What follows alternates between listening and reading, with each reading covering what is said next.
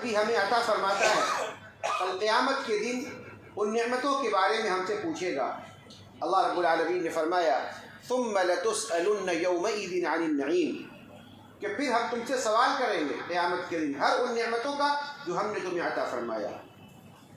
عام طور پر ہم اور آپ سمجھتے ہیں کہ جب نعمت کا یہ ذکر ہمارے سامنے آتا ہے تو ہم سوچتے ہیں کہ مال، اولاد، دولت، پراپرٹیز اور ساری چیزیں ہمارے ذہن میں آتی ہیں، یہی تو نعمت ہے۔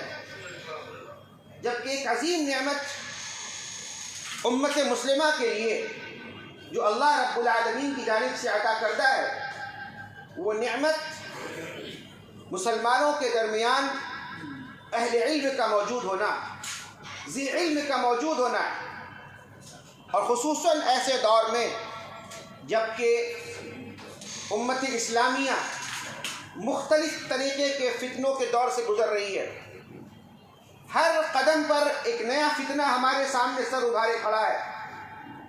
فتنوں کے ان ایام میں، فتنوں کے اس دور میں ہمارا علماء حق کے ساتھ جڑا رہنا نہایت لازمی ہے۔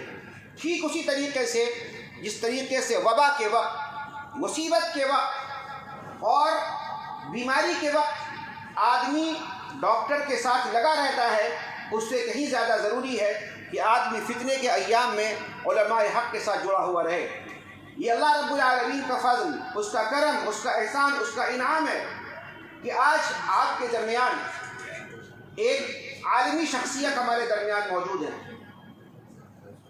میری مراد فضیلت الشیخ دکتور فاروق عبداللہ نارائن پوری مدنی حفظہ اللہ سے ہے۔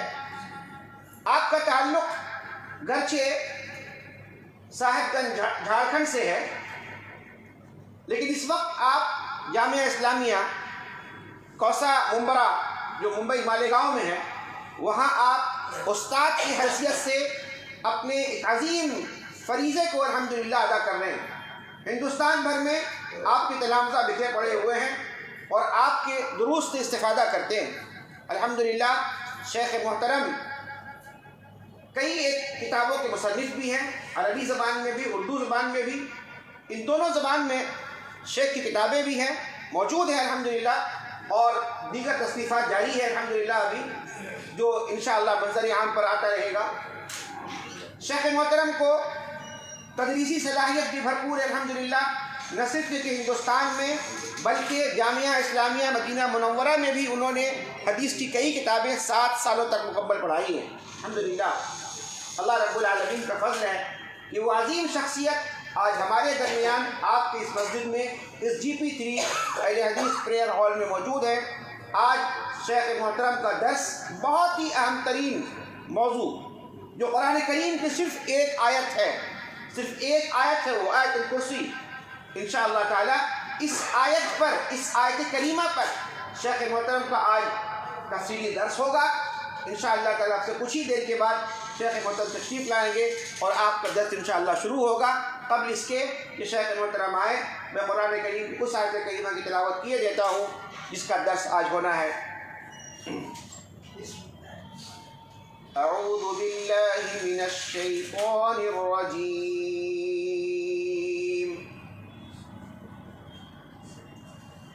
اللہ لا الہ الا ہو الحی القیوم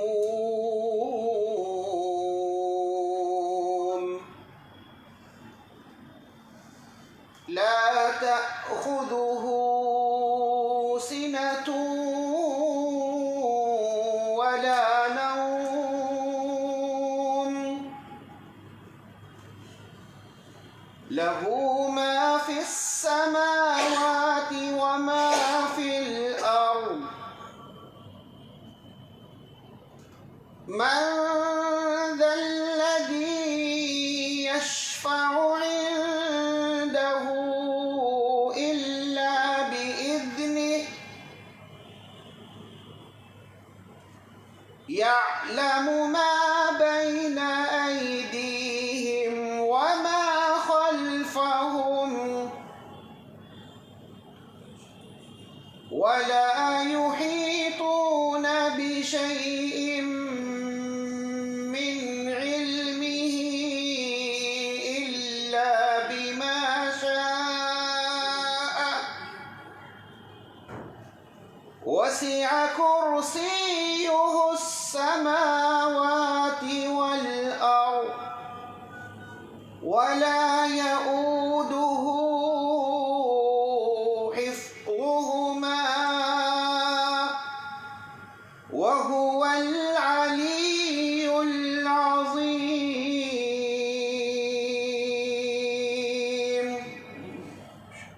بلا کسی تاخیر کے ہمارے آج کے مدرس، ہمارے مہمان دکتور فاروق عبداللہ نارائن پوری حفظہ اللہ سے میں درخواست کر رہا ہوں کہ آپ تشریف لائیں.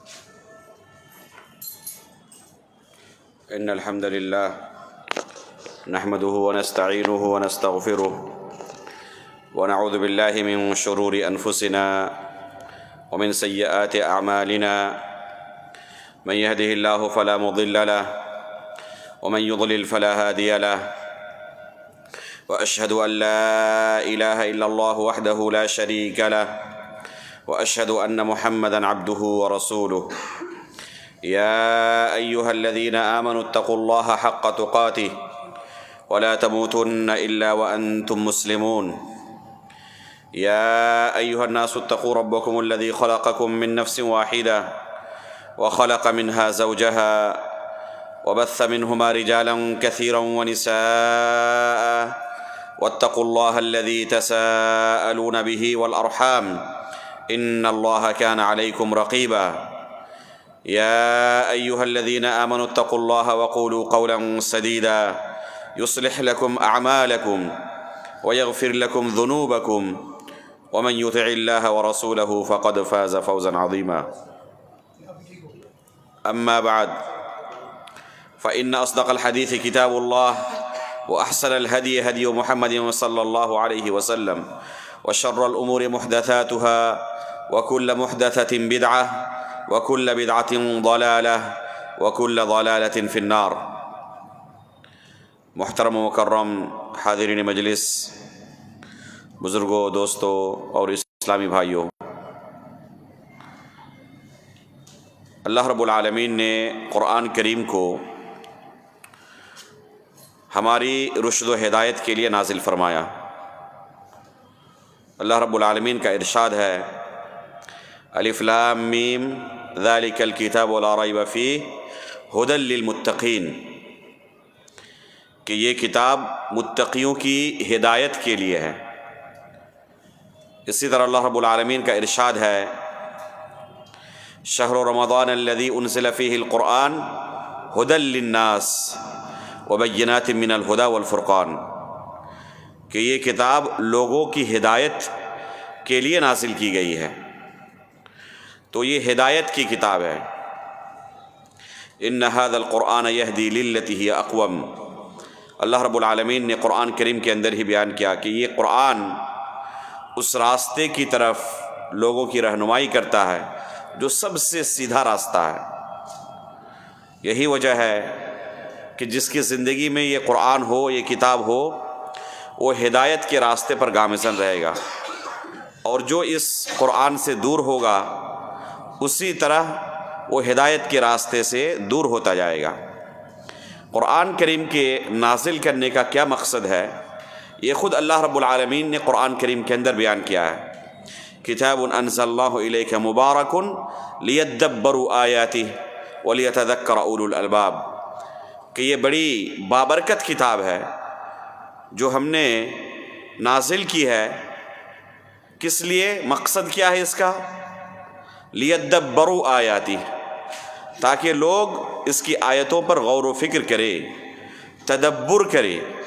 ولیتذکر اولو الالباب، اور جو عقل مند ہیں، جو عقل والے ہیں، وہ اس سے نصیحت حاصل کریں۔ تو یہ ہے قرآن کریم کے نزول کا مقصد، کہ ہم اس کتاب پر غور و فکر کریں، اس کی آیتوں پر غور و فکر کریں، تدبر کریں کہ اللہ رب العالمین نے اس آیت کے اندر ہمارے لیے نصیحت کی کیا چیزیں رکھی ہیں۔ اگر کوئی اس کتاب کو اپنی زندگی کا حصہ بناتا ہے تو اس کی سب سے بڑی برکت یہ ہے کہ ایسا بندہ اللہ رب العالمین کے ساتھ شرک نہیں کر سکتا، ایسا بندہ ہدایت کے راستے پر گامزن رہتا ہے۔ قرآن کریم میں اللہ رب العالمین نے جنوں کا واقعہ بیان کیا۔ سورۃ الجن کی پہلی آیت پڑھیں، کیا فرمایا اللہ رب العالمین نے؟ قل اوحی الی انہ استمع نفر من الجن فقالوا انا سمعنا قرآنا عجبا۔ ان جنوں نے گواہی دی کہ ہم نے ایک قرآن سنا ہے۔ اس کی صفت کیا ہے؟ یہدی الی الرشد فآمنا بہ، یہ قرآن ہدایت کی طرف لوگوں کی رہنمائی کرتا ہے۔ فآمنا بہ، تو ہم اس پر ایمان لے آئے۔ ولن نشرک بربنا احدا، اب ہم اپنے رب کے ساتھ شرک نہیں کریں گے۔ تو یہ قرآن کی صفت ہے۔ اگر کوئی اس کے ساتھ اپنا رشتہ مضبوط کرتا ہے تو اس کے اندر ایمان جاگزی ہوگا، ایمان اس کے اندر، اس کے دل میں پیوست کرے گا اور اسے راہ راست پر گامزن رکھے گا۔ وَلَن نُشْرِكَ بِرَبِّنَا أَحَدًا، یہ پہلے کفر و شرک کے اندر مبتلا تھے، لیکن کیا کہتے ہیں کہ اب قرآن زندگی میں آ چکا ہے، اب ہم اپنے رب کے ساتھ ہرگز شرک نہیں کریں گے۔ تو یہ قرآن کی بہت بڑی خوبی ہے کہ اگر اس کی آیتوں پر کوئی غور و فکر کرتا ہے، اس پر عمل کرتا ہے، تو وہ شرک سے محفوظ رہے گا۔ اور اگر کوئی شرک سے محفوظ ہو گیا، اللہ رب العالمین پر ایمان لایا اور شرک سے محفوظ رہا، تو اس کی فضیلت کیا ہے کہ ایسا بندہ اللہ رب العالمین کی جنت سے محروم نہیں ہوگا۔ اگر اس کی زندگی میں ایمان ہے، اس ایمان کی اس نے حفاظت کی اور اسے ختم نہیں ہونے دیا اور اپنے اعمال کو شرک سے محفوظ رکھا، تو اللہ رب العالمین نے کیا اعلان کیا ہے؟ ان اللہ لا یغفر ان یشرک بہ ویغفر ما دون ذلک لمن یشاء، کہ اللہ رب العالمین شرک کا گناہ معاف نہیں کرتا، اس کے علاوہ جو دوسری گناہیں ہیں اللہ رب العالمین چاہے تو معاف کر سکتا ہے۔ قرآن کریم کی تمام آیتیں ایک درجے کی نہیں ہیں، ان کے اندر تفاضل ہے۔ پورا کا پورا قرآن اللہ کا کلام ہے، پورا کا پورا قرآن اللہ رب العالمین کا کلام ہے۔ اللہ رب العالمین نے کلام کیا ہے، جبریل علیہ الصلاۃ والسلام نے سنا ہے اور اللہ کے رسول کے پاس لے کر نازل ہوئے ہیں۔ تو یہ قرآن اللہ رب العالمین کا کلام ہے، لیکن کلام ہونے میں یہ اللہ رب العالمین کی یہ صفت ہے اور برابر ہے، لیکن اس کے اندر تفاضل ہے۔ بعض آیتیں ایسی ہیں جن کو اللہ رب العالمین نے بعض آیتوں پر فضیلت دی ہے۔ علامہ ابن قیم رحمہ اللہ نے بیان کیا اس نقطے کو کہ جن آیتوں میں اللہ رب العالمین کی توحید کا بیان ہو، اللہ رب العالمین کے اسماء و صفات کا بیان ہو، وہ آیتیں افضل ہے بنسبت ان آیتوں کے جن آیتوں میں اللہ رب العالمین کے دشمنوں کا بیان ہوا ہے، گرچہ وہ آیتیں بھی اللہ رب العالمین نے اس لیے نازل کی کیونکہ بندوں کے لیے عبرت ہے ان میں، لیکن ان آیتوں میں اللہ رب العالمین کے دشمنوں کا تذکرہ ہے۔ مثال دیتے ہوئے کہتے ہیں جیسے کہ سورۃ الاخلاص ہے، اس پوری صورت میں اللہ رب العالمین نے اپنے متعلق بیان کیا ہے، اللہ رب العالمین کی وحدانیت کے متعلق اس سورے میں بیان ہوا ہے۔ اسی کے برعکس اس کے بعد والی جو صورت ہے مصحف کے اندر، وہ کون سی صورت ہے؟ تبت یدا ابی لہب وتب۔ اس سورہ میں اللہ کے دشمن ابو لہب کا تذکرہ ہے، اس میں بھی عبرت ہے ہمارے لیے، لیکن دونوں درجے کے اندر، افضلیت کے اندر ایک درجے کے نہیں ہیں، بلکہ جس میں اللہ رب العالمین کی صفات کا بیان ہوا ہے، وحدانیت کا بیان ہوا ہے، وہ کہیں افضل ہے ان آیتوں سے جن آیتوں میں اللہ رب العالمین نے اپنے دشمنوں کے متعلق تذکرہ کیا ہے۔ لہذا قرآن کریم کی تمام آیتیں ایک درجے کی نہیں ہیں۔ جو آیتیں اللہ رب العالمین کی صفات کو بیان کرتی ہیں، اللہ رب العالمین کی توحید کو بیان کرتی ہے، اللہ رب العالمین کے ناموں کو بیان کرتی ہیں، وہ سب سے افضل آیتیں ہیں، سب سے عظیم آیتیں ہیں۔ انسان کو چاہیے کہ خصوصی طور پر ان آیتوں پر غور و فکر کرے، تدبر کرے۔ یہی ہمارے سلف صالحین کا طریقہ رہا ہے، چنانچہ بے شمار علماء سلف کی کتابیں آپ کو مل جائیں گی، قدیم زمانے سے لے کر آج تک سلف صالحین کے منہج پر چلنے والے علماء اکرام نے مخصوص آیتوں کی لمبی تفسیریں کی ہیں۔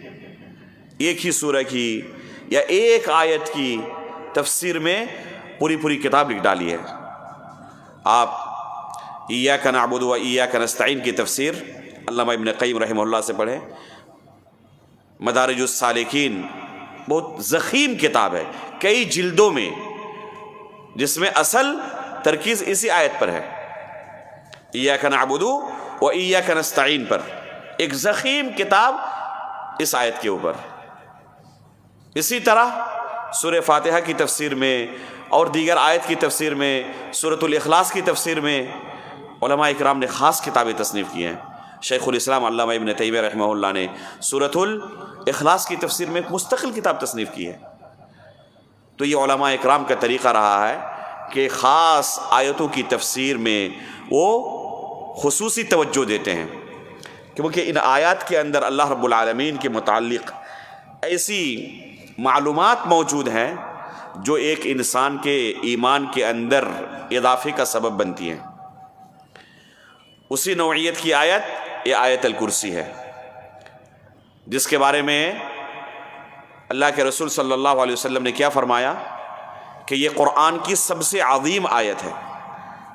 چنانچہ علماء اکرام نے اس آیت کی تفسیر پر بھی خصوصی توجہ دی ہے۔ استاد محترم شیخ عبد الرزاق البدر حفظہ اللہ اس آیت کی تفسیر مکمل 1 مہینے تک کی ہے،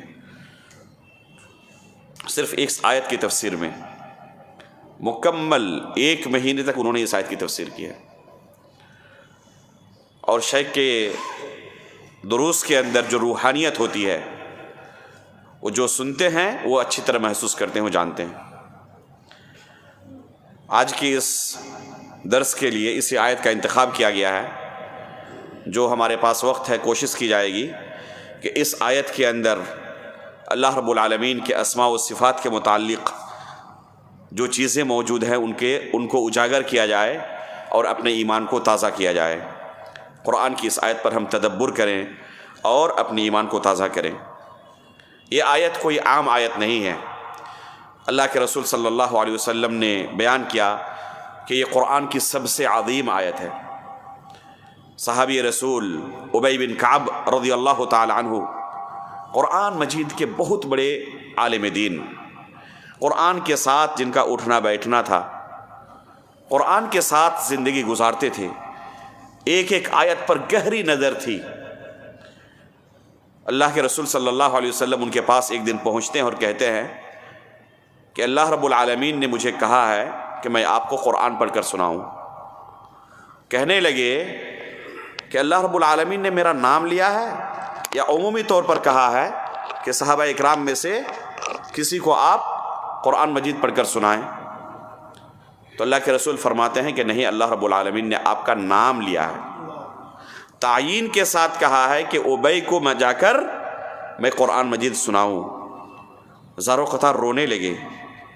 آپ سوچ سکتے ہیں کہ کتنا عظیم مقام و مرتبہ اس صحابی رسول کو اللہ رب العالمین نے عطا کیا۔ دنیا کے اندر چلنے والے ایک شخص کا تذکرہ عرش والا 7ویں آسمان کے اوپر سے کرتا ہے، اور اللہ اپنے رسول کو حکم دیتا ہے کہ اس صحابی کو جا کر آپ قرآن سنائیں، کیونکہ یہ قرآن کے ساتھ جیتے تھے، قرآن کی ایک ایک آیت پر گہری نظر رکھتے تھے۔ ایک دن کا واقعہ، اللہ کے رسول صلی اللہ علیہ وسلم اس صحابی سے پوچھتے ہیں کہ اے ابی، کیا آپ کو معلوم ہے قرآن کی سب سے عظیم آیت کون سی ہے؟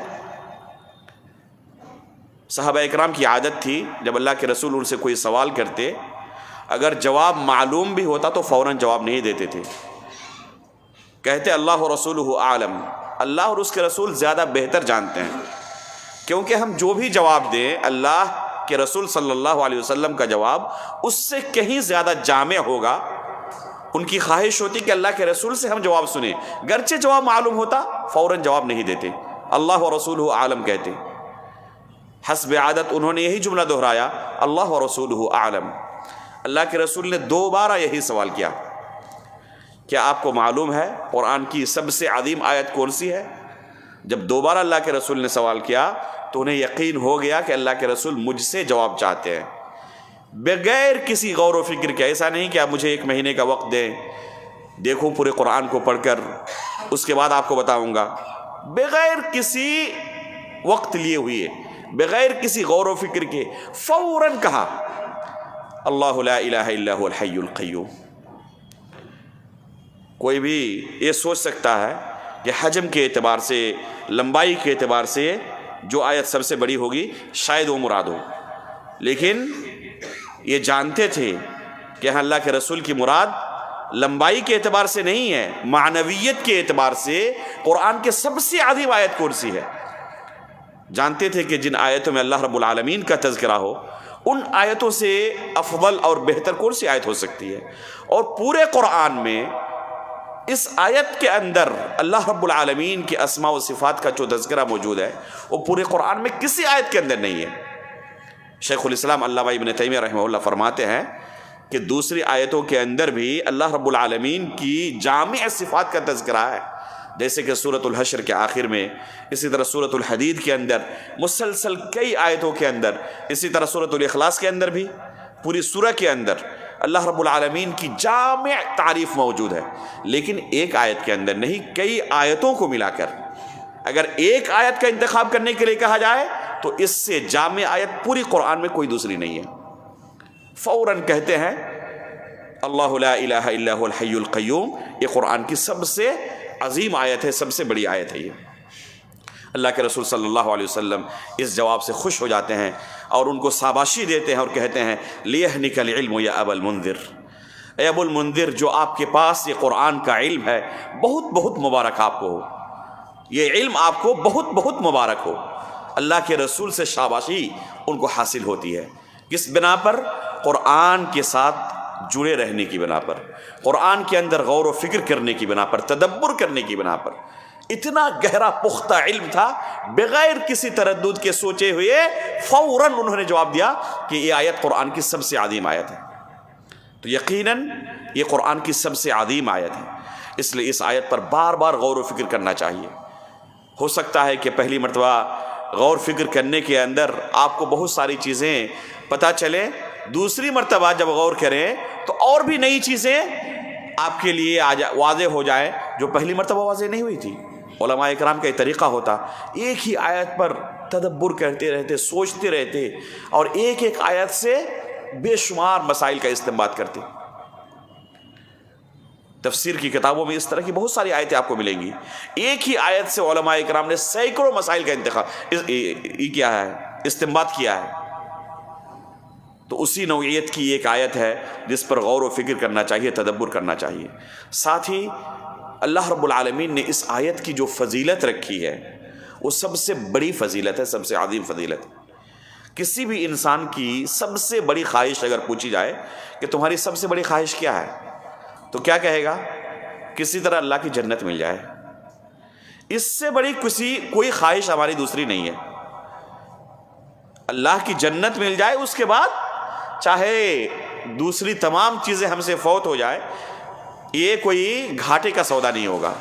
لیکن اللہ کی جنت سے محروم ہو جائے، دوسری تمام نعمتیں ہوں، تو ان نعمتوں کا کوئی مول نہیں ہے۔ اللہ کے رسول صلی اللہ علیہ وسلم نے اس آیت کے تعلق سے خصوصی فضیلت بیان کرتے ہوئے اسی چیز کی بشارت دی ہے۔ چنانچہ ایک حدیث کے اندر رسول اللہ صلی اللہ علیہ وسلم سے مروی ہے، فرماتے ہیں من قرأ آیت الکرسی دبر کل صلاۃ مکتوبہ لم یمنعہ من دخول الجنت الا الموت، کہ جو کوئی فرض نمازوں کے بعد آیت الکرسی کی تلاوت کرتا ہے، جنت جانے سے اسے موت کے علاوہ کوئی دوسری چیز نہیں روک سکتی۔ یہ حدیث فضیلت کے باب میں ہے، اور فضیلت کے باب میں علماء احادیث کی تخریج میں ان پر حکم لگانے میں وہ سختی نہیں دکھاتے جو عقائد و احکام کے باب میں دکھاتے ہیں۔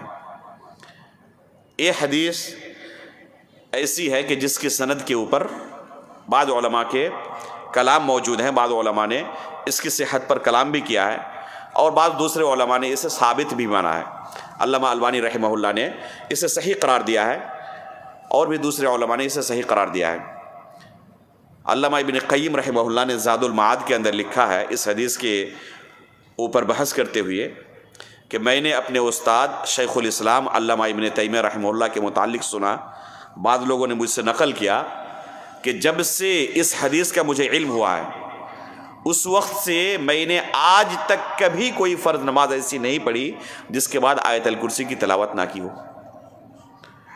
اگر انسان اپنا معمول بنا لے کہ جب بھی فرض نماز پڑھے اس کے بعد پہلے آیت الکرسی کی تلاوت کرنی ہے، اس کے بعد دوسرے کاموں میں مشغول ہونا ہے، چاہے کتنی بھی مشغولیت کیوں نہ رہے، سلام پھیرنے کے فوراً بعد کام میں لگنا ہو، کسی جگہ جانا ہو، راستہ چلتے ہوئے بھی کم از کم دوسرے کاموں میں مشغول ہونے سے پہلے آیت الکرسی کی تلاوت کر لیا کریں۔ پتہ نہیں یہ نماز جو ابھی آپ نے پڑھی ہے، اس کے بعد دوسری نماز پڑھنے کا موقع ملے گا یا یہی آخری نماز ہوگی آپ کی زندگی کی، کسی کو اس کا علم نہیں ہے۔ اگر انسان اپنی عادت بنا لے کہ ہر فرض نماز کے بعد پہلے آیت الکرسی پڑھنا ہے، اس کے بعد کوئی دوسرا کام کرنا ہے، تو یہ فضیلت انشاءاللہ اسے حاصل ہوگی، اور یہ فضیلت علی الاطلاق سب سے بڑی فضیلت ہے، جنت میں داخل ہونے کی فضیلت۔ اسی طرح اللہ رب العالمین نے ہمارے روز مرہ کی زندگی کے ساتھ اس آیت کو شامل کر دیا ہے۔ چنانچہ رات کو سوتے وقت ایک انسان کو اس آیت کو پڑھنا چاہیے پہلے، اس کے بعد بستر پر جانا چاہیے۔ اسی طرح صبح و شام کے جو اذکار رسول اللہ صلی اللہ علیہ وسلم کی احادیث میں ہمیں ملتے ہیں، ان میں آیت الکرسی کا بھی ذکر ملتا ہے، تو صبح و شام اسے پڑھنا چاہیے۔ رات کو سوتے وقت بستر پر جانے سے پہلے یعنی سونے سے پہلے اسے پڑھنا چاہیے۔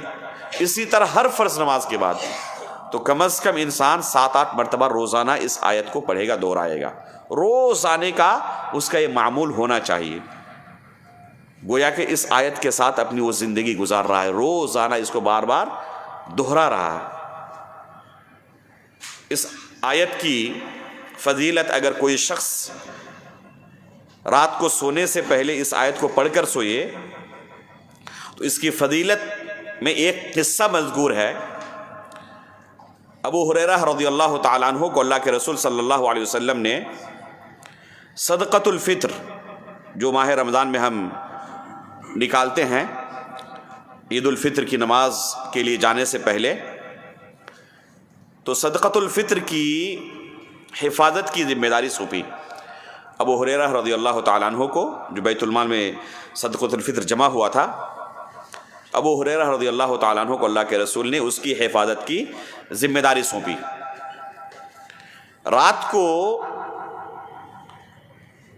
کوئی آتا ہے اور اس مال میں سے چوری کر کے لے جانے کی کوشش کرتا ہے، ابو ہریرہ رضی اللہ تعالیٰ عنہ اسے پکڑ لیتے ہیں، جیسے ہی پکڑتے ہیں وہ منت سماجت کرنے لگتا ہے، رونے گڑگڑانے لگتا ہے کہ میرے بال بچے ہیں، ضرورت مند ہوں، اس لیے مجھے پلیز چھوڑ دو۔ ان کی حالت پر رحم کھاتے ہوئے ابو ہریرہ رضی اللہ تعالیٰ عنہ چھوڑ دیتے ہیں۔ اللہ کے رسول صلی اللہ علیہ وسلم پوچھتے ہیں کہ رات کو آپ کے قیدی کے ساتھ کیا معاملہ ہوا؟ اللہ کے رسول صلی اللہ علیہ وسلم کو وحی کے ذریعے خبر ہو چکی ہے۔ پورا قصہ ابو ہریرہ رضی اللہ تعالیٰ عنہ سناتے ہیں کہ اس طرح کچھ ہوا تھا، میں نے رحم کھاتے ہوئے چھوڑ دیا۔ اللہ کے رسول فرماتے ہیں کہ وہ جھوٹا تھا، آج پھر آنے والا ہے۔ ابو ہریرہ رضی اللہ تعالیٰ عنہ پہلے سے چوکنا ہے، اللہ کے رسول نے خبر کی ہے۔ پھر وہی قصہ ہوا، چوری کرنے پھر آیا، پھر پکڑ لیے، پھر منت سماجت کرنے لگا، رونے گڑگڑانے لگا، میرے چھوٹے چھوٹے بچے ہیں اس لیے مجھے چھوڑ دو۔ ابو ہریرہ رضی اللہ تعالیٰ عنہ اسے دوبارہ چھوڑ دیتے ہیں۔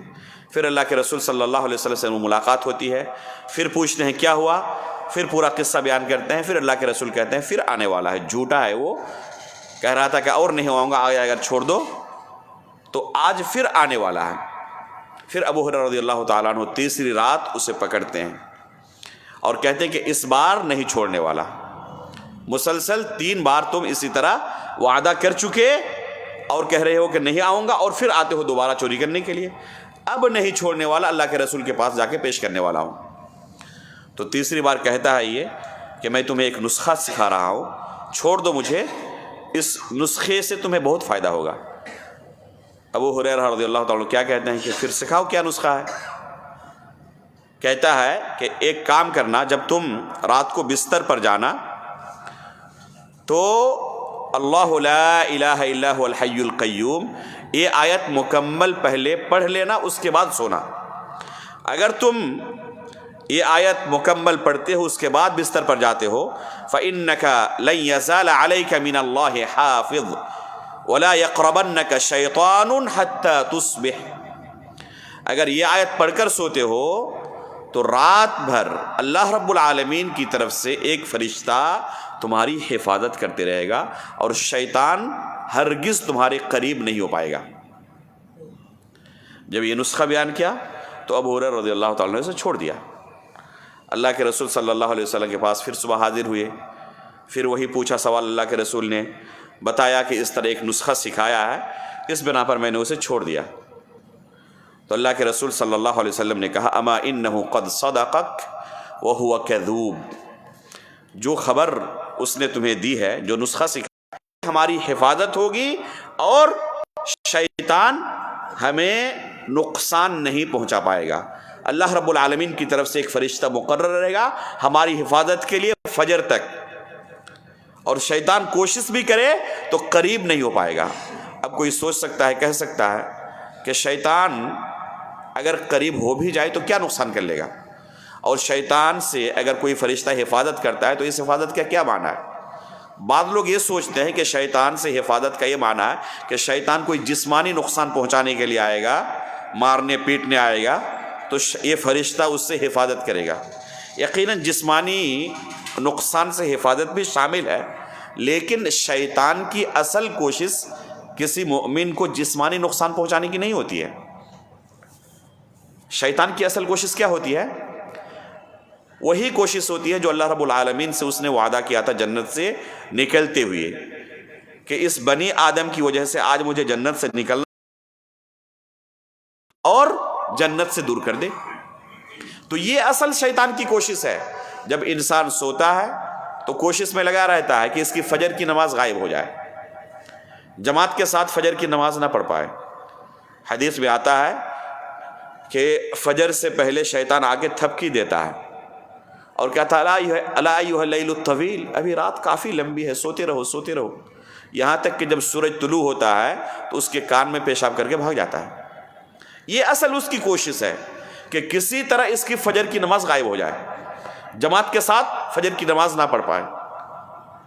اور اگر اس نے آیت الکرسی کی تلاوت کی ہے، عزم ہے، ارادہ ہے جماعت کے ساتھ فجر کی نماز پڑھنے کا، تو انشاءاللہ شیطان کامیاب نہیں ہوگا۔ آزما کر دیکھیں، جو فجر کی نماز پڑھنے کے اصول و ضوابط شریعت کی طرف سے بیان ہوئے ہیں، آپ ان نسخوں پر عمل کر کے دیکھیں۔ اللہ کے رسول نے کیا کہا؟ پہلی چیز کہ عشاء کے بعد جلدی سو. عشاء سے پہلے سونا اللہ کے رسول ناپسند کرتے تھے اور عشاء کے بعد بات چیت کرنا ناپسند کرتے تھے. علماء نے علمی مجالس کو اس سے مستثنیٰ کیا ہے. ایسے عام فضول کاموں میں وقت گزارنا اور تاخیر سے سونا یہ بری عادت ہے. تو جلدی انسان اگر سوئے، ساتھ میں سونے سے پہلے وہ تیاری کر کے سوئے کہ مجھے فجر کے لیے جاگنا ہے. اس کی دلیل کیا ہے؟ اللہ کے رسول صلی اللہ علیہ وسلم ایک سفر میں ہے، سونے سے پہلے کہتے ہیں کہ فجر کی نماز کے لیے ہمیں کون جگائے گا؟ بلال رضی اللہ تعالیٰ عنہ ذمہ داری لیتے ہیں. حالانکہ وہ بھی جگا نہیں پاتے، تھکے ہوئے تھے سب کوئی، اس لیے گہری نیند میں سب چلے جاتے ہیں. اللہ کے رسول ہی پہلے شخص ہے جو سب سے پہلے جاگتے ہیں. کب جاگتے ہیں؟ سورج طلوع ہونے کے بعد. لیکن غور کریں کہ سونے سے پہلے اللہ کے رسول نے پوری تیاری کی تھی کہ فجر کے لیے ہمیں کون جگائے گا. آج اللہ رب العالمین کی نعمت سے یہ موبائل موجود ہے، الارم موجود ہے، تو یہ اس کے قائم مقام ہے کہ آپ سونے سے پہلے تیاری کر لیں کہ یہ جگائے گا ہمیں، اس کی مدد سے ہم جاگیں گے. جلدی سونا، الارم لگا کر سونا، اس کے بعد آیت الکرسی پڑھ کر سونا کہ شیطان کوشش کرے تو کامیاب نہ ہو. عزم و ارادہ ہو کہ مجھے فجر کی نماز جماعت کے ساتھ پڑھنی ہے، تو ایسی صورت میں انشاءاللہ فجر کی نماز غائب نہیں ہوگی. شاذ و نادر کبھی ہوگا کہ آپ کی فجر کی نماز چھوٹ جائے. لیکن جو انسان پہلے سے ارادہ کر کے سوئے، کب اٹھنا ہے؟ آفس کے ٹائم 8 بجے. شیخ ابن باز رحمہ اللہ سے سوال کیا گیا اس بارے میں کہ ایک بندہ پہلے سے سوتے وقت تیاری کر کے سوتا ہے کہ جاگنا کب ہے؟ آفس کے ٹائم جاگنا ہے، اور فجر کی نماز کے لیے پہلے سے اس کی پلاننگ ہوتی ہے کہ نہیں جاگنا ہے، تو اس کا کیا حکم ہے؟ تو شیخ ابن باز نے کہا یہ مسلمان نہیں ہے، مومن نہیں ہے. یہ کسی کافر کا کام ہو سکتا ہے، کسی مسلمان کا تو کام یہ نہیں ہو سکتا ہے کہ پہلے سے پلاننگ کر کے سوئے کہ مجھے فجر کی نماز نہیں پڑھنی ہے. کب جاگنا ہے؟ آفس کے ٹائم جاگنا ہے. پہلے سے اس کی پلاننگ ہے. ایک ہے کہ جاگ نہیں پایا، کوشش تھی، اور دوسرا پہلے سے سوچنا کہ مجھے نہیں پڑھنی فجر کی نماز جماعت کے ساتھ. تو یہ کسی مسلمان کا کام نہیں ہے. تو اس حدیث سے کیا پتہ چلا کہ یہ آیت انتہائی عظیم آیت ہے. اگر کوئی فجر سے رات کو سونے سے پہلے پڑھ کر سوتا ہے تو انشاءاللہ اس کی فجر کی نماز غائب نہیں ہوگی. شیطان سے فرشتہ اس کی حفاظت کرے گا اور شیطان کو قریب نہیں ہونے دے گا.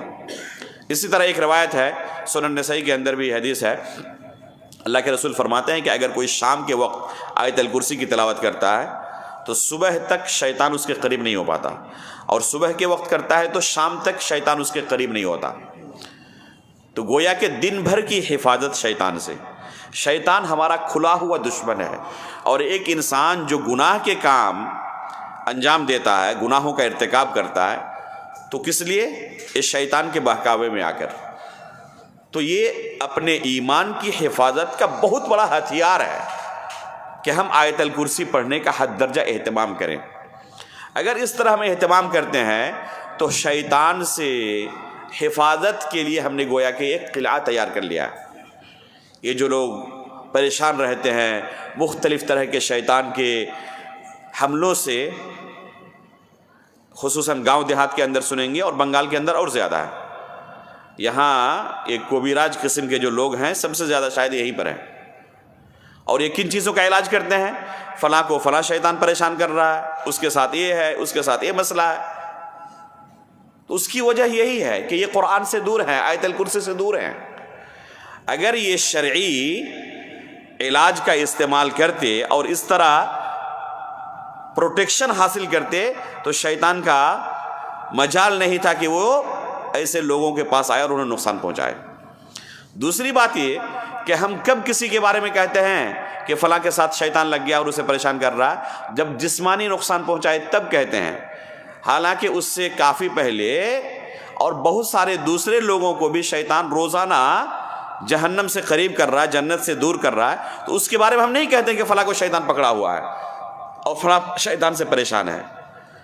حالانکہ اس کے ایمان کے اوپر ڈاکہ ڈال رہا ہے اور ہمیں کوئی فکر نہیں ہوتی. کس کے بارے میں کہتے ہیں؟ گرچہ اس کا ایمان صحیح سالم ہو لیکن جسمانی نقصان پہنچا رہا ہو، اس کے بارے میں کہتے ہیں کہ شیطان فلاں کو پکڑا ہوا ہے. ظاہر سی بات ہے کہ اللہ رب العالمین کے جو نیک بندے ہیں، شیطان ان کے ساتھ زیادہ کوشش کرتا ہے ان کو راہ راست سے بھٹکانے کے لیے. لیکن جو نیک حقیقت میں ہوتے ہیں وہ ان شرعی چیزوں کے ذریعے شیطان سے حفاظت کر کے رکھتے ہیں اپنے آپ کی.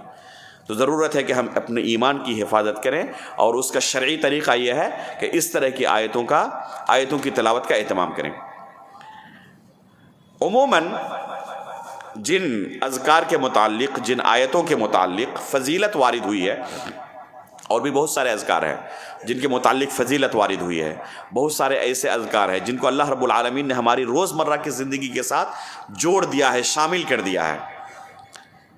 تو ان اذکار میں، ان آیتوں میں اللہ رب العالمین کی طرف سے بہت بڑا میسج رہتا ہے کہ انسان ان حقائق کو کبھی بھول نہ جائے. چاہے کتنی ہی مشغولیت کیوں نہ ہو، دنیا کی رنگینیوں میں پھنسے، رزق کمانے کے لیے دنیا میں اسے جانا پڑے، لیکن ان حقائق سے کبھی غافل نہ رہے. ایک مثال لیں، لفظ اللہ اکبر کو روزانہ ہم کتنی مرتبہ کہتے ہیں؟ اللہ اکبر، اللہ سب سے بڑا ہے. اس جملے کو ہم روزانہ اپنی زبان سے کتنی مرتبہ ادا کرتے ہیں؟ کبھی آپ نے غور کیا؟ تقریباً 300 مرتبہ. ایک مسلمان تقریباً روزانہ 300 مرتبہ کے قریب لفظ اللہ اکبر کو اپنی زبان سے ادا کرتا ہے روزانہ.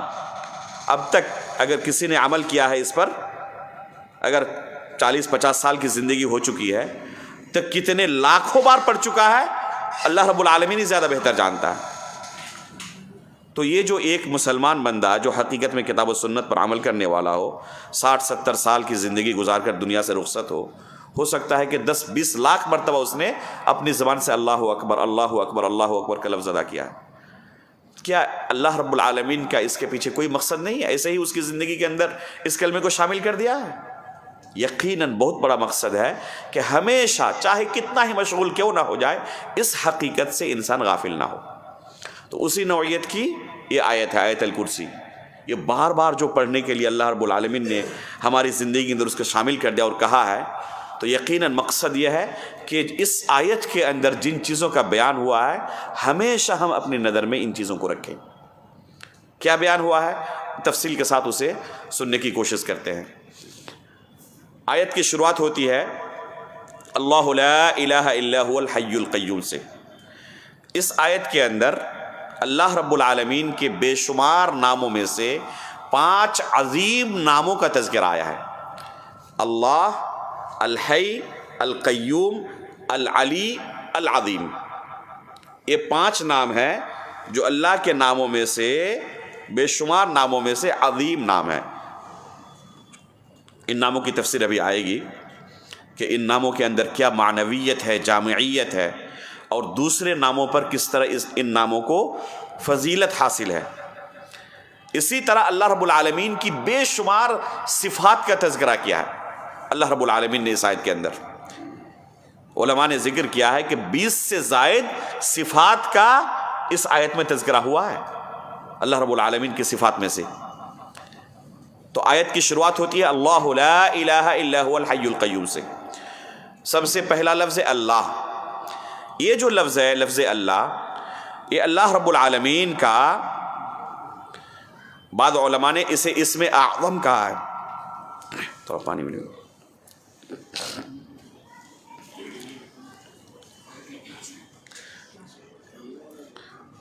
جو اللہ رب العالمین کے پیارے نام ہیں، ان تمام ناموں کے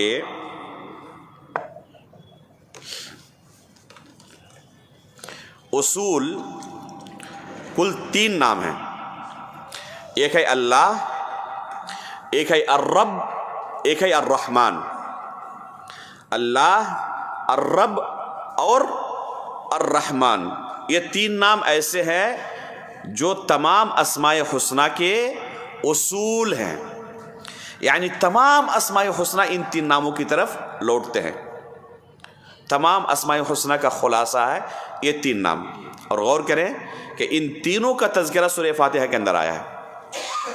الحمدللہ رب العالمین الرحمن الرحیم.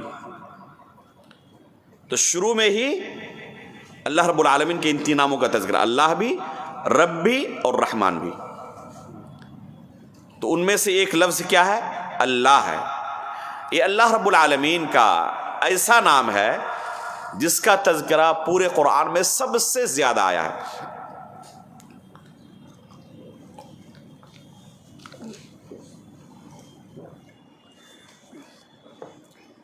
لفظ اللہ کا تذکرہ پورے قرآن میں 2200 مرتبہ سے زیادہ آیا ہے۔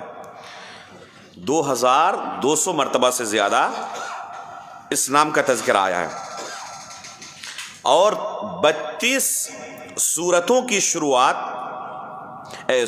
آیتوں کی شروعات اسی لفظ اللہ سے ہوتی ہے۔ جیسے کہ آیت الکرسی کی شروعات کس سے ہوتی ہے؟ اللہ سے۔ تو 32 آیتوں کی شروعات قرآن کریم کے اندر اسی لفظ اللہ سے ہوتی ہے۔ اس کی خصوصیت یہ ہے کہ جب اللہ رب العالمین کو پکارا جائے تب بھی الف لام اس سے حذف نہیں ہوتا۔ جیسے الرحمن ہے، الغفور ہے، الرحیم ہے، الشکور ہے، السمیع ہے، البصیر ہے، اللہ کے نام ہے۔ جب اللہ کو پکارنا ہو تو کیا کہیں گے؟ یا رحمان، یا رحیم، یا غفور، یا شکور، یا حلیم۔ لیکن جب اللہ کو پکارنا ہو تو الف لام کے ساتھ یا اللہ، یہاں سے الف لام کبھی ختم نہیں ہوتا۔ جتنے دوسرے نام ہیں اللہ رب العالمین کے، ان ناموں کے بارے میں کہا جاتا ہے کہ یہ اللہ کا نام ہے، لیکن اللہ کے بارے میں نہیں کہا جاتا کہ یہ السمیع کا نام ہے۔ کہا جائے گا کہ الغفور کس کا نام ہے؟ اللہ کا نام ہے۔ السمیع اللہ کا نام ہے۔ الحلیم اللہ کا نام ہے۔ البصیر اللہ کا نام ہے، لیکن یہ نہیں کہا جائے گا کہ اللہ البصیر کا نام ہے۔ جتنے اذکار ہیں آپ دیکھیں گے، تمام اذکار میں اللہ رب العالمین کا ہی، لفظ اللہ کا ہی تذکرہ آپ کو ملے گا۔ اللہ اکبر، لا الہ الا اللہ، سبحان اللہ، الحمدللہ، سب میں لفظ اللہ کا تذکرہ۔ تو یہ لفظ تمام ناموں کا خلاصہ ہے، تمام ناموں کا جامع ہے۔ دوسرا نام ہے الحی، لیکن اس سے پہلے اللہ تعالیٰ نے کیا کہا؟ اللہ لا الہ الا ہو۔ یہی کلمہ لا الہ الا اللہ ہے۔ اللہ لا الہ الا ہو، یہی حقیقت میں کیا ہے؟ کلمہ لا الہ الا اللہ ہے۔ الہ کا کیا معنی ہوتا ہے؟ اللہ لا الہ، کہ اللہ رب العالمین کے سوا کوئی برحق معبود نہیں۔ الہ کا معنی عربی زبان میں معبود کے ہوتا ہے۔ اللہ رب العالمین نے قرآن کریم کو کس زبان میں نازل کیا؟ عربی زبان میں نازل کیا، جس زبان کو عرب والے سمجھتے تھے، جس قرآن کے ذریعے ان پر حجت قائم ہو گئی۔ اگر اللہ رب العالمین قرآن کے اندر کوئی ایسا لفظ استعمال کریں جسے یہ لوگ سمجھتے ہی نہیں ہیں، یا کسی دوسرے معنی میں سمجھتے ہیں، اور قرآن میں اللہ رب العالمین نے اسے کسی دوسرے معنی میں مراد لیا ہو، تو حجت قائم ہوگی؟ وہ سمجھے ہی نہیں کہ اللہ تعالیٰ کیا چاہتے ہیں ہم سے، تو حجت قائم نہیں ہوگی۔ وہ عربی زبان سمجھنے والے تھے، اور عربی زبان میں لفظ الہ کا بس ایک معنی ہوتا ہے، معبود، اس کے علاوہ کوئی دوسرا معنی نہیں ہوتا۔ اسی لیے اللہ کے رسول نے جب قریش کے لوگوں سے کہا قولوا لا الہ الا اللہ تفلحوا، لا الہ الا اللہ کا اقرار کرو کامیاب ہو جاؤ گے، تو فوراً انہوں نے اس کا معنی سمجھا اور کہا کہ آپ یہ کہنا چاہتے ہیں کہ اپنے معبودوں کو چھوڑ دیں اور صرف ایک اللہ کی عبادت کریں؟ اجعل الآلہۃ الہا واحدا، تمام معبودوں کو چھوڑ دیں، بس ایک اللہ کی عبادت کریں؟ ان ھذا لشیء عجاب، یہ تو عجیب و غریب مطالبہ ہے۔ انہوں نے اگر اس کا معنی کوئی دوسرا سمجھا ہوتا، الہ کا معنی معبود کے علاوہ کوئی دوسرا، خالق سمجھا ہوتا، رازق سمجھا ہوتا، حاکم سمجھا ہوتا، مالک سمجھا ہوتا، تو یہ کہنے کی ضرورت نہیں تھی ان کو، کیونکہ قرآن میں خود اللہ تعالیٰ نے بیان کیا ہے کہ اگر ان سے پوچھو گے زمین و آسمان کو کس نے پیدا کیا، تو وہ بھی کہیں گے کہ اللہ رب العالمین نے ہی پیدا کیا، اس کے علاوہ کسی نے نہیں۔ اسی لیے سب سے زیادہ اللہ رب العالمین نے اپنی وحدانیت کو ثابت کرنے کے لیے اپنی جس صفت کا قرآن میں تذکرہ کیا، وہ کون سی صفت ہے؟ یہی خالق ہونے کی صفت۔ بلکہ قرآن کی جو پہلی آیت اللہ نے نازل کی، اس میں کیا کہا؟ اقرأ بسم ربک الذی خلق، اس رب کے نام سے پڑھو جس نے تمہیں پیدا کیا ہے۔ اللہ تعالیٰ نے بے شمار صفات میں سے اسی خالق کی صفت کا انتخاب کیوں کیا؟ کیونکہ یہ ایسی صفت ہے کہ جس کے پاس عقل کی نعمت موجود ہے اور دل میں ذرہ برابر بھی انصاف ہے، وہ اقرار کرتا ہے کہ اللہ ہی ہمارا خالق ہے۔ تو اسی کو دلیل بنایا اللہ تعالیٰ نے اور کہا جب تم مانتے ہو کہ اللہ خالق ہے تو عبادت اس کے علاوہ کسی دوسرے کی، یہ تو انصاف نہیں ہے۔ تو وہ بھی اقرار کرتے تھے کہ خالق کون ہے؟ اللہ رب العالمین ہے۔ جھگڑا یہ تھا ہی نہیں کفار کے ساتھ، اللہ کے رسول کا جھگڑا یہ تھا ہی نہیں کہ خالق کون ہے۔ جس طرح اللہ رب العالمین خالق ہمارا عقیدہ ہے تو کفار اس عقیدے کا انکار نہیں کرتے تھے، وہ بھی مانتے تھے کہ خالق اللہ ہے۔ مالک اللہ کو ہی مانتے تھے، زمین و آسمان کو اور اس کائنات کو چلانے والا اللہ کو ہی مانتے تھے۔ قرآن میں اللہ نے ان کے تعلق سے بیان کیا کہ جب یہ دریائی سفر میں ہوتے ہیں، کشتی طوفان کا شکار ہو جاتی ہے تو کیا کرتے ہیں؟ دعوا اللہ مخلصین لہ الدین۔ ایسے موقع پر صرف اور صرف اخلاص کے ساتھ اللہ کو پکارتے، اس کے سوا کسی کو نہیں۔ ایسے موقع پر اپنے معبودوں کو نہیں پکارتے کہ ہم اس طرح مرنے والے ہیں، ہمیں اس مصیبت سے نجات دیں۔ وہ جانتے تھے کہ اس کائنات کو چلانے والے بس اللہ رب العالمین ہیں۔ دعوا اللہ مخلصین لہ الدین، اللہ نے خود قرآن میں ان کے بارے میں اعلان کیا ہے کہ ایسے موقع پر صرف اللہ کو پکارتے تھے اور اس پکار میں، اس دعا میں مخلص ہوتے تھے، یعنی اللہ کے سوا کسی کو شریک نہیں کرتے تھے۔ جانتے تھے کہ کوئی دوسرا شریک ہے ہی نہیں اس ملک، اس دنیا کو چلانے میں۔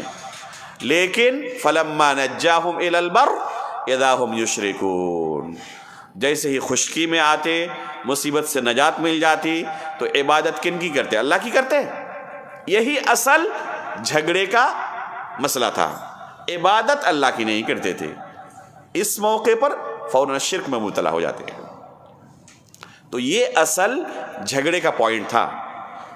اللہ رب العالمین کو خالق مانتے تھے، اللہ رب العالمین کو مدبر مانتے تھے، کائنات کا چلانے والا مانتے تھے، تسلیم کرتے تھے، لیکن معبود صرف اللہ ہے، باقی جتنے سب باطل ہیں، یہ ماننا آسان نہیں تھا ان کے لیے۔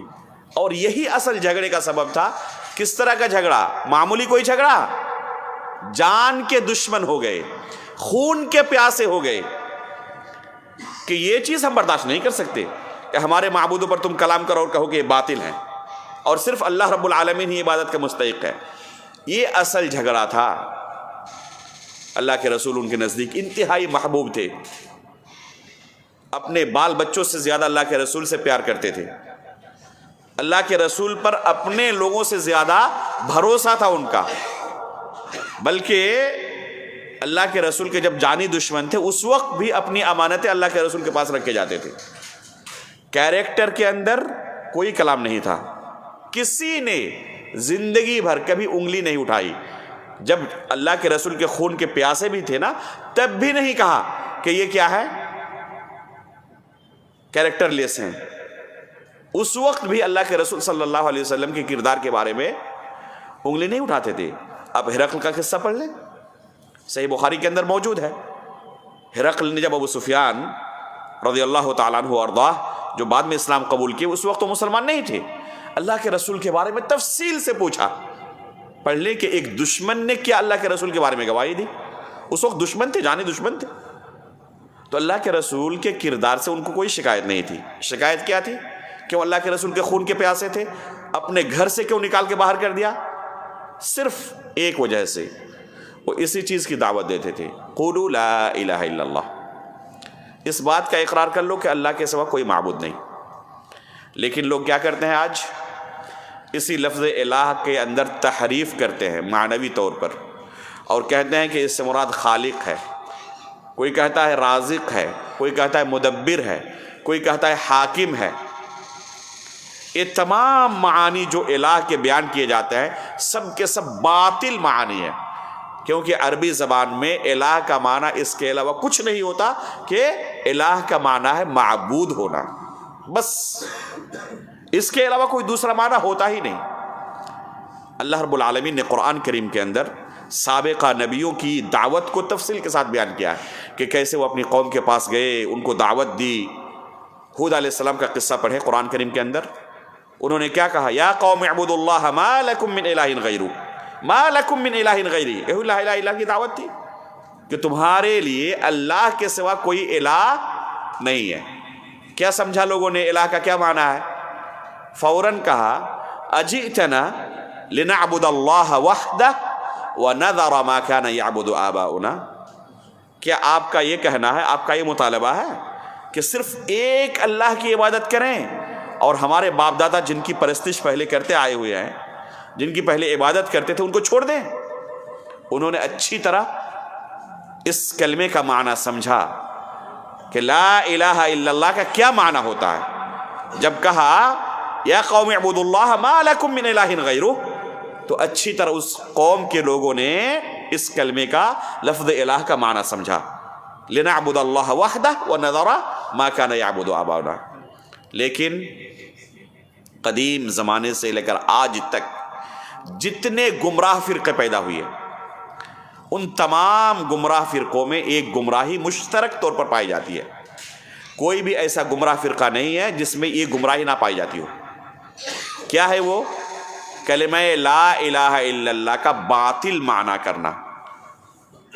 وہ معنی نہیں کرنا جو صحابہ اکرام، تابعین، تبع تابعین سمجھتے تھے اور کتاب و سنت کے اندر جو معنی ہمیں ملتا ہے، بلکہ الہ کا ترجمہ معبود کے علاوہ کچھ دوسرا کرتے ہیں. آپ دیکھیں گے خوارج کے پاس کیا کہتے ہیں؟ ان الحکم الا للہ. الہ سے مراد حاکمیت ہے، یعنی اللہ رب العالمین کو اپنا حاکم تسلیم کر لیا جائے. بس قانون بنانے والا، حاکم، حکمراں اللہ رب العالمین ہے. اس دنیا میں حکمرانی صرف اللہ کی چلے گی، قانون صرف اللہ کا چلے گا. اس میں کوئی شک نہیں کہ یہ معنی دوسری آیتوں کے اندر ثابت ہے کہ حکمرانی اللہ رب العالمین کی چلے گی. اللہ کے بے شمار ناموں میں سے ایک نام الحکیم بھی ہے، لیکن الہ کا یہ معنی نہیں ہوتا ہے. بہت ساری آیتیں ہیں جو اس بات کے اوپر دلیل ہے کہ اللہ رب العالمین ہی فقط خالق ہے. بہت ساری آیتیں ایسی ہیں جو اس بات پر دلیل ہے کہ اللہ تعالیٰ ہی رازق ہے، لیکن الہ کا معنی یہ نہیں ہے. الہ کا معنی یہ نہیں ہے. اور یہاں پر جو کلمہ ہمارا ہے، کلمہ توحید، جس کو پڑھ کر ایک انسان اسلام کے اندر داخل ہوتا ہے، تو کس چیز کا اقرار اس میں؟ رازق ہونے کا، خالق ہونے کا، حاکم ہونے کا نہیں، بلکہ معبود، کہ اللہ رب العالمین بس برحق معبود ہے. باقی جتنے بھی معبود ہیں سب کے سب باطل ہیں. اللہ کے علاوہ کسی دوسرے کی عبادت نہیں کی جائے گی. اسی کو لوگوں نے بدلا ایسے. مولانا مودودی کی پڑھیں آپ، مختلف جگہوں پر لکھا ہے کہ جو عبادت وغیرہ ہے، نماز، روزے، یہ صرف ٹریننگ کورس ہے. بس یہ اصل مقصود نہیں ہے. اصل مقصود کیا ہے؟ زمین پر خلافت قائم کرنا. اور خلافت کا تصور ان کے ذہن میں جو ہے وہ ہے زمین پر اللہ کی خلافت ہو. یہ اصل مقصد ہے اس دنیا میں اللہ رب العالمین کے ہمیں بھیجنے کا، انبیاء اکرام کو بھیجنے کا. کہاں سے لیا؟ اسی سے کہ حکمرانی اللہ کے علاوہ کسی کی نہیں چلے گی. در حقیقت یہ نعرہ خوارج نے بلند کیا تھا، اور اس نعرے کے آڑ میں بے شمار لوگوں کا انہوں نے قتل کیا. کیا کہتے تھے؟ کہ یہ جو بادشاہ ہیں، یہ جو ہمارے حکمراں ہیں، یہ اللہ رب العالمین کے قانون کو نافذ نہیں کرتے، اپنی طرف سے بنائے ہوئے قانون کو نافذ کرتے ہیں، بشری قانون کو. اور یہ کفر ہے. اور اس کے لیے قرآن کی آیت کا استعمال کرتے تھے، وَمَن لَّمْ يَحْكُم بِمَا أَنزَلَ اللَّهُ فَأُولَٰئِكَ هُمُ الْكَافِرُونَ. حالانکہ سلف صالحین کا اس بارے میں اجماع ہے کہ یہ آیت اپنے ظاہری معنی میں نہیں ہے. میں نے اپنی کتاب منہج سلف کا دفاع میں تفصیل کے ساتھ اس آیت کے بارے میں لکھا ہے کہ کیسے خوارج نے اس آیت کے اوپر اپنے باطل منہج کی بنیاد رکھی اور کیسے خون خرابہ کیا، اور آج تک یہ سلسلہ جاری ہے. چنانچہ آپ سید قطب کی کتاب پڑھیں، بالکل وہی چیز آپ کو نظر آئے گی جو خوارج نے شروعات کی تھی. علیہ اعلان کہتے ہیں کہ پوری دنیا میں کوئی ایسا ملک نہیں ہے، کوئی ایسا معاشرہ اور سوسائٹی نہیں ہے جسے ہم مسلمانوں کا کہہ سکیں. پوری امت کافر ہو چکی ہے. اس لیے جماعت کے ساتھ شامل نہیں ہوتے نماز پڑھنے کے لیے، جمعہ میں شامل نہیں ہوتے تھے، یہ سب کو کافر کہتے تھے۔ کہتے تھے کہ مسجدوں سے جو آپ کو اذان کی آواز سنائی دیتی ہے، اشہدو ان لا الہ الا اللہ و اشہدو ان محمدن و اشہدو ان محمد رسول اللہ، یہ جو آواز آپ کو سنائی دیتی ہے یہ صرف زبان سے کہنے والی بات ہے، ان کے معانی اور مدلولات سے یہ واقف نہیں ہے۔ چنانچہ کہتے ہیں کہ آپ لوگوں نے معنی لا الہ الا اللہ کا سمجھا ہی نہیں، جب معنی ہی نہیں سمجھا تو اس کلمے کے ادا کرنے کے باوجود مسلمان ہی نہیں ہوئے آپ، اور اس کے نتیجے میں گویا کہ آپ کافر ہیں۔ شیخ سلیمان الرحیلی حفظہ اللہ کہتے ہیں کہ بعض نوجوان ایسے ملے جنہوں نے شیخ سلیمان الرحیلی حفظہ اللہ کا نام لے کر، شیخ صالح الفوزان حفظہ اللہ کا نام لے کر، شیخ عبدالسلام السحیمی جو کہ آج پوری دنیا میں اپنے علم و فضل کی بنا پر، منہج سلف کے پاسباں ہونے کی بنا پر معروف و مشہور ہے، بچہ بچہ جانتا ہے، کہتے ہیں کہ کچھ نوجوان ہمیں ملے جنہوں نے ہمارا نام لے کر کہا شیخ صالح الفوزان ہیں، شیخ عبدالسلام سحیمی ہیں، آپ ہیں، ہم آپ کو مرتد نہیں کہتے بلکہ ہم آپ کو مسلمان ہی نہیں مانتے، آپ داخل ہی نہیں ہوئے کہ آپ خارج ہوں گے، نعوذ باللہ من ذالک۔ کیوں؟ کیونکہ آپ نے کلمے کا معنی ہی نہیں جانا۔ الہ کا کیا معنی ہے؟ ان کے نزدیک ہے حاکمیت۔ چنانچہ یہ حکمراں جو ہیں وہ اللہ رب العالمین کی حاکمیت کو نہیں مانتے، اپنی طرف سے بہت سارے قوانین نافذ کیے ہوئے ہیں، اور یہ کفر ہے، ان کے نزدیک یہ کفر ہے، اور یہ رعایا اسی قانون کو فالو کرتی، یہ بھی کافر ہو گئے، وہ بھی کافر، یہ بھی کافر، سب کافر۔ باقی مسلمان کون بچے؟ بس یہی چند افراد جو ہیں، بس یہی مسلمان۔ تو اس کلمے کے غلط مفہوم کو بیان کرنے کا نتیجہ کیا ہوا؟ پوری امت کی تکفیر، کہ کوئی مسلمان نہیں ہے، سب کے سب کافر ہو چکے ہیں، اور اسی وجہ سے اس زمانے سے لے کر آج تک یہ اپنے مسلمان بھائیوں کے خون سے ہولی کھیل رہے ہیں، مار رہے ہیں ان کو، اور سمجھتے ہیں کہ ہم اللہ کی عبادت کر رہے ہیں، اس بنا پر اللہ رب العالمین کے پاس ہمیں اس کا اجر ملے گا۔ صحابہ اکرام کے زمانے سے لے کر آج تک یہ خونی کھیل جاری ہے۔ صحابہ اکرام کو قتل کرتے تھے اور سوچتے تھے کہ یہ ہم عبادت کا کام کر رہے ہیں، تقرب کا کام کر رہے ہیں، اللہ رب العالمین کی قربت حاصل کر رہے ہیں۔ خلفائے راشدین کو قتل کرتے تھے اور کہتے تھے کیا؟ کہ یہ قربت کا کام ہے، اللہ رب العالمین کا تقرب حاصل کر رہے ہیں۔ اللہ رب العالمین ایسے افکار سے بچائے۔ تو اس آیت کے شروع میں اللہ تعالیٰ نے اسی مفہوم کو ثابت کیا ہے، اللہ لا الہ الا ہو، کہ اللہ رب العالمین کے سوا کوئی برحق معبود نہیں۔ اس کے بعد کیا کہا؟ الحی القیوم۔ یہ دو نام جو ہیں، الحی اور القیوم، یہ دونوں نام انتہائی عظیم نام ہیں۔ اللہ رب العالمین کی جو نام ہے وہ تمام کے تمام نام معانی پر دلالت کرتے ہیں، ہر نام کا کوئی معنی ہے، اور اس معنی کے اندر کوئی صفت پائی جاتی ہے، تو اللہ رب العالمین اس صفت سے متصف ہے، یہ عقیدہ رکھنا ضروری ہے۔ مثلا العلیم کے اندر علم کا معنی پایا جاتا ہے، السمیع کے اندر سمع کا معنی پایا جاتا ہے، البصیر کے اندر دیکھنے کا معنی پایا جاتا ہے۔ تو اللہ رب العالمین کے لیے عقیدہ رکھنا ضروری ہے کہ اللہ کا نام علیم ہے اور وہ علم کی صفت سے متصف ہے، اللہ کا نام سمیع ہے اور وہ سننے کی صفت سے متصف ہے، اللہ رب العالمین کا نام البصیر ہے اور دیکھنے کی صفت سے متصف ہے، دیکھتا اللہ رب العالمین۔ اللہ رب العالمین کی آنکھ ہے۔ بعض لوگ کیا کہتے ہیں کہ اللہ رب العالمین کے بارے میں یہ سوچنا کہ اللہ رب العالمین بھی دیکھتا ہے آنکھوں سے، یہ غلط ہے۔ حالانکہ اس بارے میں اہل سنت والجماعت کے درمیان کوئی اختلاف نہیں ہے۔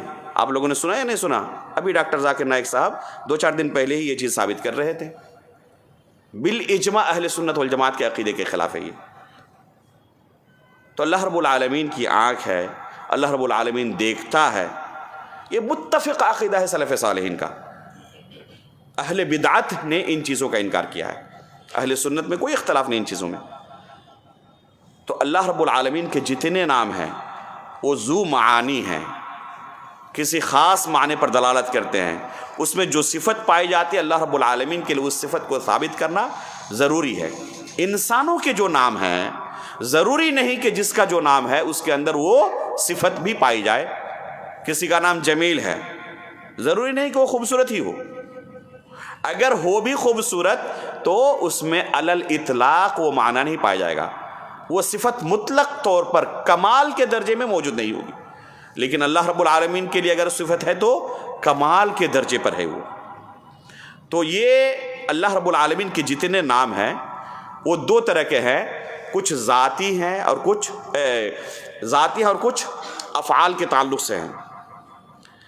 اللہ رب العالمین کی جو صفات ہیں، اللہ رب العالمین کی جو صفات ہیں وہ کچھ ذاتی صفات ہیں اور کچھ کا تعلق کس سے ہے؟ افعال سے ہے. مثلا اللہ رب العالمین کا علم، یہ اس کی ذاتی صفت ہے. اور اللہ رب العالمین کی صفت ہے کہ اللہ رب العالمین آسمانی دنیا میں نزول فرماتا ہے. اللہ رب العالمین رزق عطا کرتا ہے، تو یہ اس کا فعل ہے، کام ہے. تو کچھ صفات ایسی ہیں جو اللہ رب العالمین کی ذات سے متعلق ہیں، اور کچھ صفات ایسی ہیں جو اللہ رب العالمین کے افعال سے، اعمال سے متعلق ہے. الحی کے اندر یہ ذاتی صفت موجود ہے اور القیوم کے اندر فعلی صفت موجود ہے. چنانچہ علماء کہتے ہیں کہ الحی کے اندر جتنے بھی ذاتی صفات ہیں تمام کے تمام صفات اس میں داخل ہیں، اور القیوم کے اندر جتنے بھی فعلی صفات ہیں تمام کے تمام القیوم کے اندر داخل ہیں. گویا کہ الحی اور القیوم یہ تمام ذاتی اور فعلی صفات کا جامع ہے. تو یہ دو نام انتہائی عظیم نام ہیں. الحی کا کیا معنی ہے؟ الحی یہ لفظ حیات سے بنا ہوا ہے، زندگی سے. اللہ رب العالمین کا یہ نام ہے کہ اللہ رب العالمین حی ہے، زندہ ہے. کیسی زندگی اس کی ہے؟ کامل زندگی ہے جس میں کسی طرح کا کوئی نقص نہیں ہے. اگر انسان صرف اس نام پر غور کر لے تو کبھی اللہ کے ساتھ شرک نہیں کر سکتا. صرف لفظ الحی پر غور کر لے تو اللہ رب العالمین کے علاوہ کبھی کسی کی عبادت نہیں کر سکتا. اگر انصاف ذرہ برابر باقی ہو تو غور کریں آپ کہ حیات جو دنیا میں موجود ہے وہ کتنی طرح کی ہیں.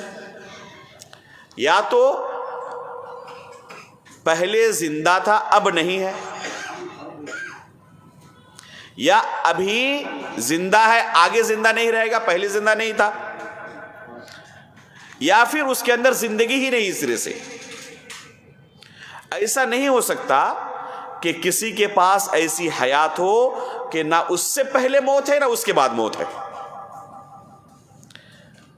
جو بھی زندگی ہے تمام مخلوقات میں اس کے ساتھ موت جڑی ہوئی ہے. تو اس کی تین قسمیں ہو سکتی ہیں کہ جو آج زندہ ہے، گزشتہ کل زندہ نہیں تھا، آئندہ بھی زندہ نہیں رہے گا.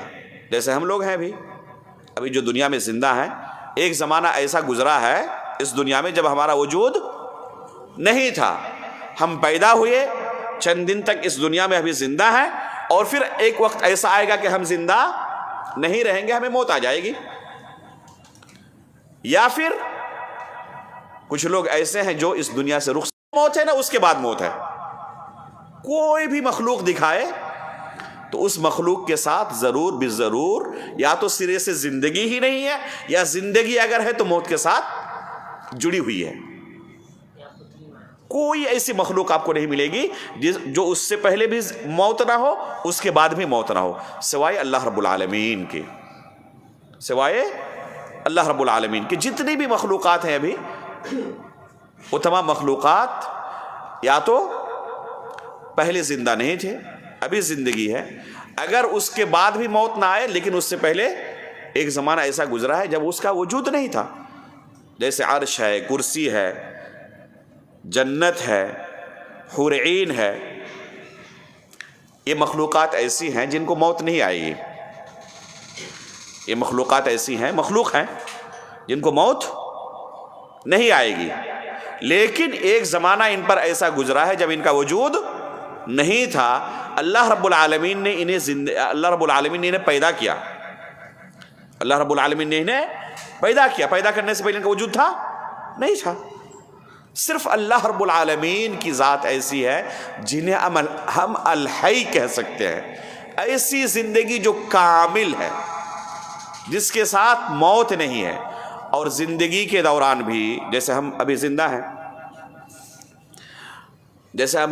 نا، تو ہماری یہ زندگی ناقص ہے، پیاس لگتی ہے پانی پینے کی ضرورت پڑتی ہے، تھک جاتے ہیں سونے کی ضرورت پڑتی ہے، قضاء حاجت کی ضرورت پڑتی ہے، بیمار ہو جاتے ہیں، ابھی جوان ہیں پھر بوڑھے ہو جائیں گے، کچھ دنوں پہلے تک بچے تھے، محتاج تھے، ماں کے پیٹ میں تھے، کچھ نہیں کر سکتے تھے۔ تو زندگی جب ہوتی بھی ہے تو اس زندگی کے اندر کتنا نقص ہے، کتنی کمی ہے۔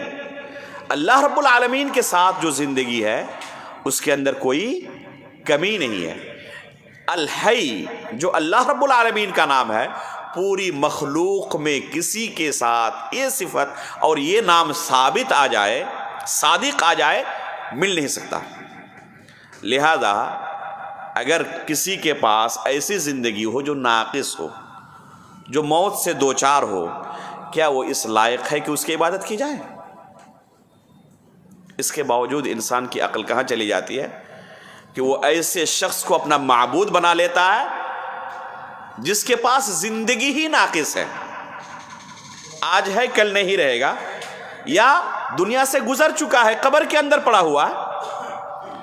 اتنی اس کی طاقت نہیں تھی کہ مرنے کے بعد خود اپنی قبر میں چلے جاتے، چند لوگوں کے کندھے پر سوار ہو کر پہنچا ہے اور وہاں جانے کے بعد معبود بن چکا۔ یہ کہاں چلی جاتی ہے عقل کہ ایسے کمزور، لاچار اور بے بس کو اپنا معبود بنا لیتے ہیں؟ کیا عبادت اتنی سستی ہے کہ کسی کے لیے کی جائے؟